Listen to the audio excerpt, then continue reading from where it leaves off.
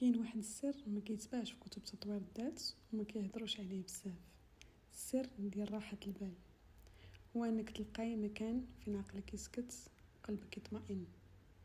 السلام عليكم، نتمنى تكونوا بألف خير وانتم كتسمعوا هذا الفيديو. معكم سارة. اليوم غادي نهضروا على راحة البال من منظور اعمق، نفسي روحي انساني. راحة البال ماشي انك تكوني دايما فرحانة ولا حياتك خالية من المشاكل. راحة البال هي انك تكوني واقفة وسط العاصفة وقلبك مطمئن وساكن. كثير من الناس كيسولوا علاش كنكونوا مرتاحين في نهار ومتوترين نهار اخر بلا سبب. الجواب غالبا العقل عامر والروح خاوية. راحة البال ما كتجيش من كثرة التفكير. حنا تربينا على فكرة ان الحل خاصو يكون منطقي، تفكير اكثر، تحليل اكثر، ولكن الحقيقة بعض المشاكل ما كتحلش بالتفكير، كتحل بالسكوت الداخلي. ملي العقل كيسكت شوية القلب كيهدر. اليوم غنعطيكم سر من الأسرار اللي خلى حياتي مليئة بالسكينة والهدوء. سورة البقرة هي ماشي مجرد قراءة، هي ترتيب داخلي. رسول صلى الله عليه وسلم قال: اقرأوا سورة البقرة فإن أخذها بركة وتركها حسرة. كتير من الناس كيقراوها وما كيعرفوش علاش كيحسوا بالراحة. السبب بسيط، الكلام الإلهي كيهدئ الإيقاع ديال العقل وكيطرد الفوضى اللي ممكن نشوفوهاش.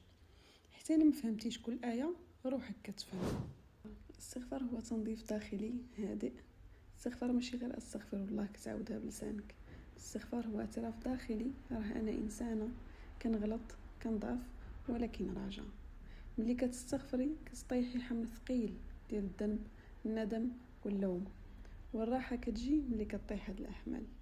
راحة البال كتجي ملي كتسلمي الأمر اللي كبر منك، ماشي أنك تهربي ولكن أنك تقولي دابا درت ليا والباقي نخليه لله سبحانه وتعالى.